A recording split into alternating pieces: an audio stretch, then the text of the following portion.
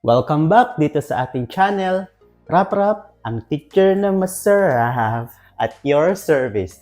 At kung di ka pa nakapag-follow at subscribe, mag-follow at subscribe ka na. At bago ang lahat, intro muna tayo. Let's go!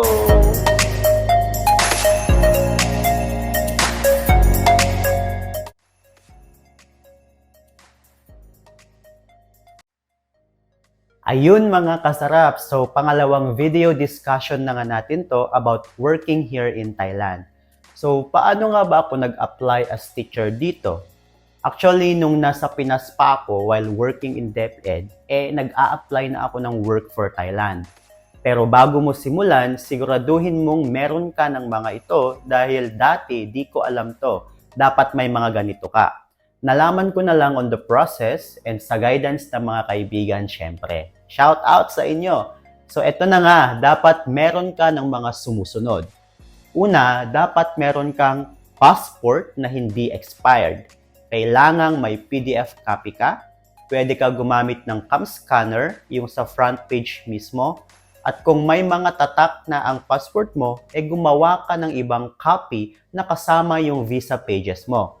Isang kopya na yung front page lang yung may mukha mo. Tapos, isang kopya na yung may mukha mo. Tapos, isama mo yung mga visa pages na may tatak na.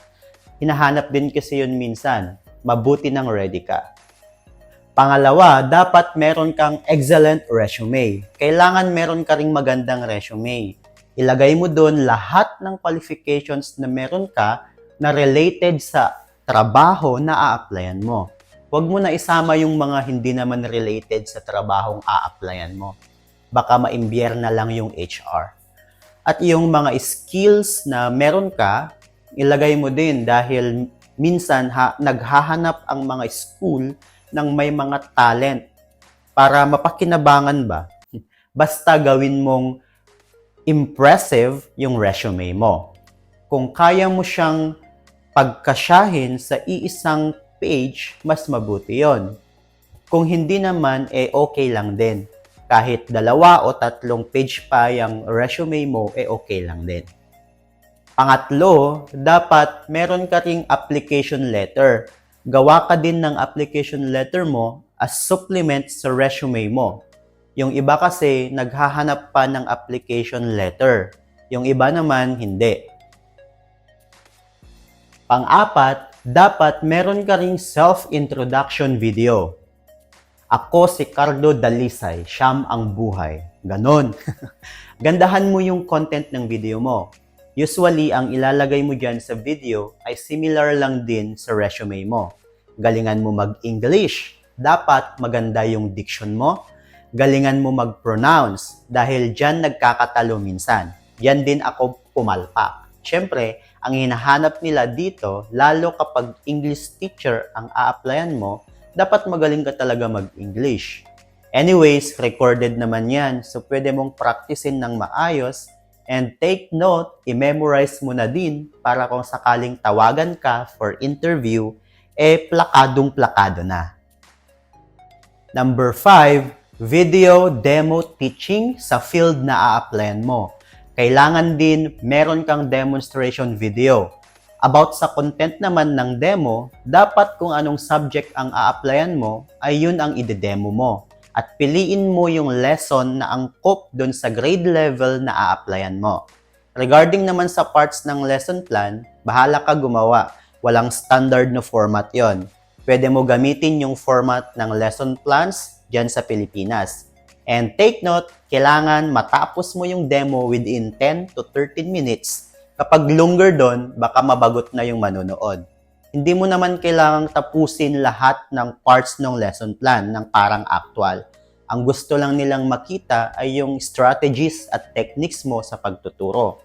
Kaya galingan mo, dapat para kang nagsi-COT. Pang-anim ay yung diploma o certificate.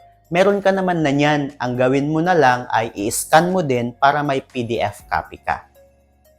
Number 7 ay yung transcript of records. Mag-secure ka ng transcript of records mo kung wala pa. Kung meron ka ng dating TOR, ay pwede mo yun gamitin. I-scan mo lang din para may PDF copy. Ito ay for online purposes lang po. Pero kapag papunta ka na dito sa Thailand, kailangan mong mag-secure ng bagong TOR na ang nakalagay sa purpose ay for abroad. Mas sigurado kasi kapag for abroad ang nakalagay since mag-a-abroad ka naman. Kasi kailangan mo din yan ipa-apostille later sa DFA. Kaya mag-secure ka ng bago. Anyways, hindi naman ganun kamahal ang bayad sa transcript of records. Number 8, dapat mayroon kang email address na active. Siyempre, yan ang gagamitin mo para mag-apply, mag-send ng mga documents mo. So, yung email mo dapat nabubuksan mo lagi para updated ka kung may mga mag-reply sa mga emails mo. And number 9, dapat may Line ID ka. Hindi kasi sila masyadong gumagamit dito ng Messenger. Ang pinaka-messenger nila dito ay yung Line app. Apps po ito, parang Messenger. I-download mo lang sa Play Store kung pulubi ka at sa Apple Store kung feeling mayaman ka. Joke lang. Gawa ka ng Line account mo kasi minsan hinahanap yan lalo kapag wala ka pa sa Thailand. Kailangan mo din yan dahil yung mga job advertisements sa mga groups, usually, Line IDs ang nandun na pwede mong kontakin. Pwede ka din doon mag-send ng mga PDF files ng mga requirements mo. So, yun yung mga documents at bagay-bagay na kailangan meron ka muna bago mo simulang mag-apply online for teaching jobs dito sa Thailand. Ayun, kung meron ka naman na ng mga siyam na binanggit ko, ay pwedeng-pwede mo nang simulang mag-apply. May dalawang paraan na pwede mong gawin para mag-apply. Una ay mag-apply ka online, lalong-lalo na kapag nasa Pilipinas ka pa o basta wala ka pa dito sa Thailand. Mag-apply via online, yun ang pwede mong gawin. Mag-join ka sa mga Facebook groups like Teaching Jobs in Thailand, Teach in Thailand, at marami pang groups na pwede mong salihan.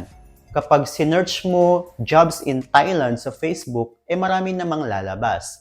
Explore ka na lang, pwede ka rin mag-create ng account mo sa adjarn.com. Marami din doon mga posted jobs.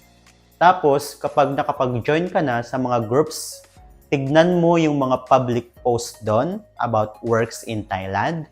Usually, nakalagay na doon yung details about the job, kung saan, kung magkano sahod, kung ilang months ang contract, kailan ka magsisimula, yung job description mo as teacher, yung cover ng kontrata like may insurance ba, accommodation, visa and work permit processing and payment.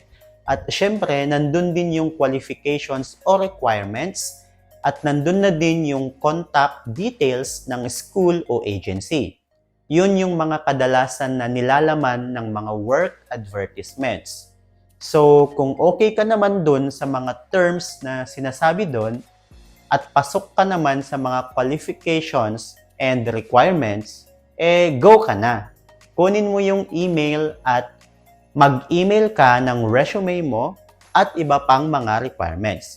At yun, tiyaga-tiyaga lang sa paghahanap ng hiring, tapos send ng send. At maghintay ka na lang ng reply nila kung meron man. So, ganyan ang pwede mong gawin kapag nasa Pinas ka pa. Ayun mga kasarap, so kung may natutunan ka sa video ito, i-like mo naman. At sa susunod kong video ay pag-uusapan natin kung ano ang naging experience ko sa pag-a-apply via online. At i-discuss din natin kung ano yung isa pang paraan na pwede mong gawin. See you sa susunod kong video. Yun lang. Salamat!